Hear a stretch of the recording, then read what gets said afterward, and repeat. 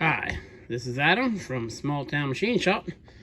Today we're going to address the pin with the broken spring.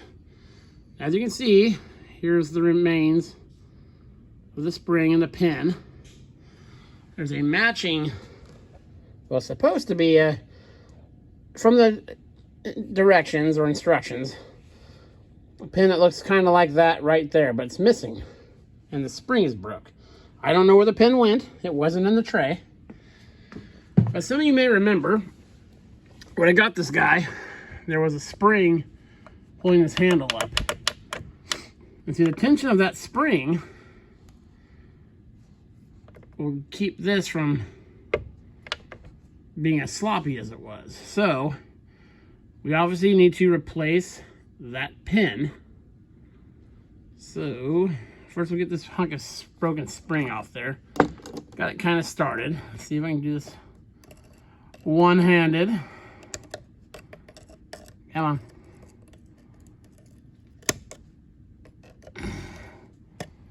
There we go. That'll give me help for determining, because the parts breakdown I have just says spring. It doesn't say the length or the size or nothing.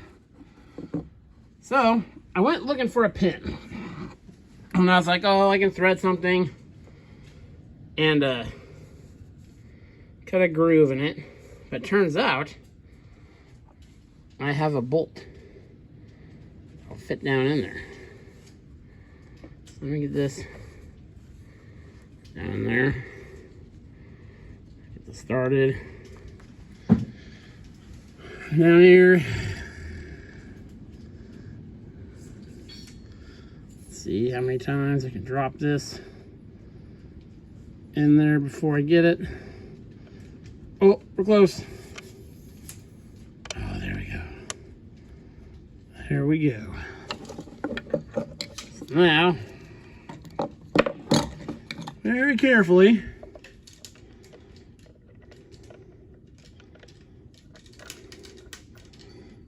trying to bring you along for this. There we go. It is threading.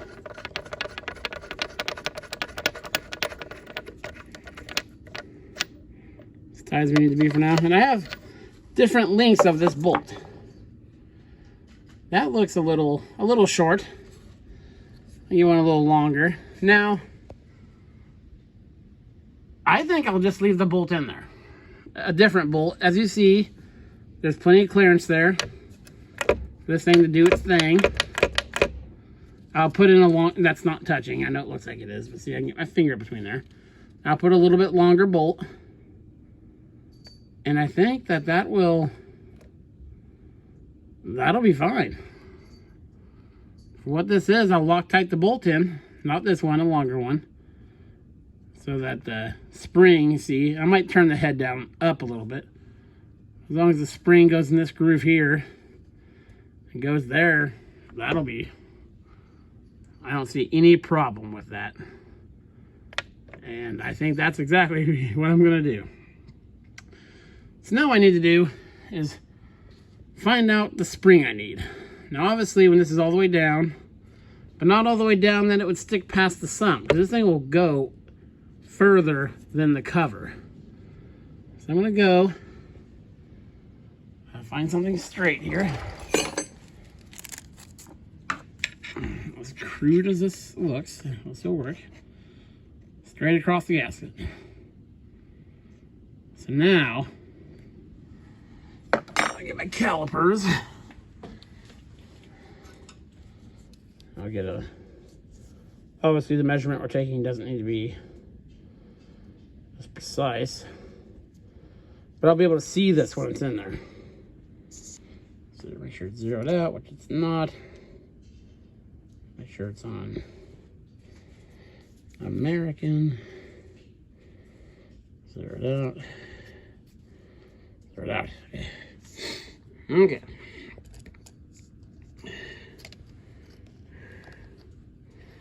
I wish I had another hand for this. Okay, so around the tip underneath the bolt,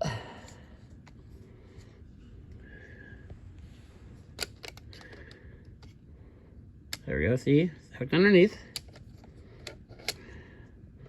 Just push back flat.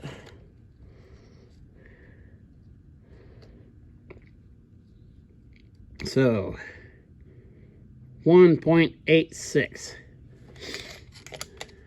So probably an inch and 3/4. Probably do it. I'm gonna get 5 or 6 different springs because springs are just always handy to have on hand. I'll get those at the store tomorrow. Put that in there. And yeah, then we'll see what that does to it once all the pieces are in there. And as far as grinding this notch out to fit on that flat, that'll be no problem. Yeah, that'll put tension on there. So one of the reasons I think it's popping out is there's nothing, you know, it sits in that groove, but it can wiggle and stuff because there's no positive tension keeping it up. So yeah, I will get the spring tomorrow or the next day. We'll put it in, and then next video we'll pull this guy off and take a look at cleaning it up. So yeah, one step closer to getting the hipromac going. This is Adam from Small Town Machine Shop. Please comment, like, and subscribe, and thanks for watching.